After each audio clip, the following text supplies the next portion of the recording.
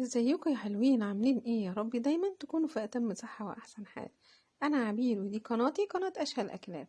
وقبل ما ندخل على وصفتنا الحلوة دي نسمي الله ونصلي على الرسول عليه افضل الصلاة والسلام. يلا بينا. عبير هتعملي ايه؟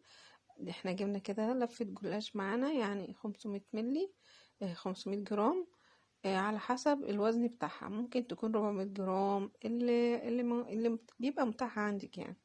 دي كده جبناها قطعناها بالمنظر ده زي ما انتم شايفين، بالسكينة بقى عندك او بالمقص اللي اسهل ليكي اعمليه.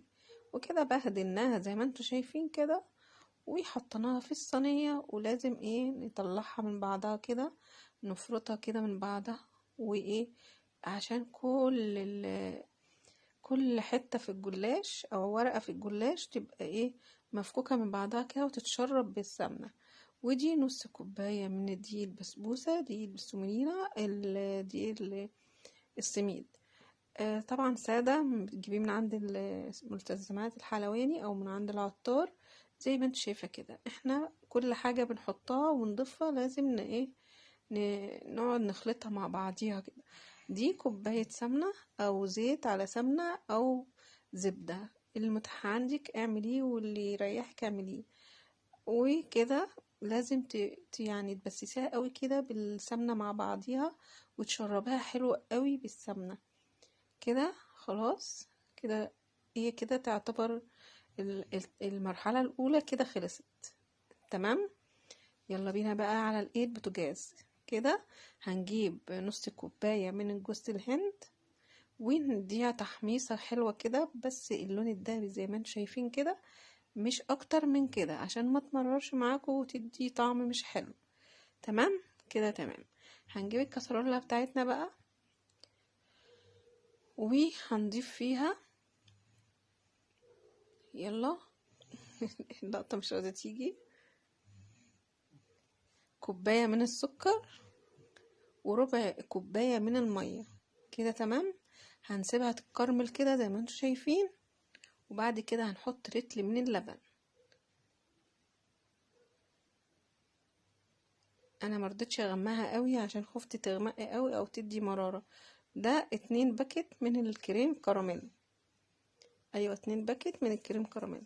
طبيعي الكريم كراميل طول ما هو على النار مش بيمسك معاكي ولا اي حاجة، بيبقى سايل يعني، ما بيمسكش الا لما بتنزليه وتحطي في التلاجة. وانا كمان مش عايزة ايه ان انا اخليه يتقل يعني. ونحط الجوز الهند، وطبعا هنحطه فانيليا، هنقلبه حلو قوي ويا دوبك يغلي. واحنا حاطين الصينية في البوتاجاز، هي يا دوبك قربت تطلع، واعمل الخليط بتاعها زي ما انتم شايفين كده. دي فانيليا، اعمل التشريبة بتاعتها دي قرب ما هي تيجي تطلع. خلاص تمام كده. خلاص هو كده ايه، هي كده خلص. جبنا بقى الايه التشريبة، حطيناها ايه على الصينية بعد ما طلعت من البوتاجاز كده. تمام تمام تمام. خلاص كده، خلاص كده ايه، هي كده خلصت. شربناها وايه، بتبقبق بقى يا جماعة وجميلة جدا. تسيبيها بقى تاخد وتدي مع نفسها كده وتهدى، وتشرب من الايه التشريبة اللي احنا حطيناها دي. خلاص خلاص كده، هي كده اعتبر خلصت وزي الفل. شربت الخليط بتاعها. تمام. وانتي عايزة تاكلها سخنة كليها سخنة، انت في البرد وعايزة تاكلها سخنة، ألف هنا وشفا.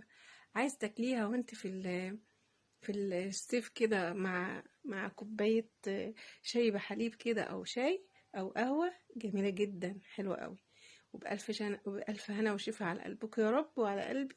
وبقول لكم دي كانت وصفتي، وبقول لكم باي باي ومع السلامة. تنسونيش في دعوة حلوة. مع السلامة.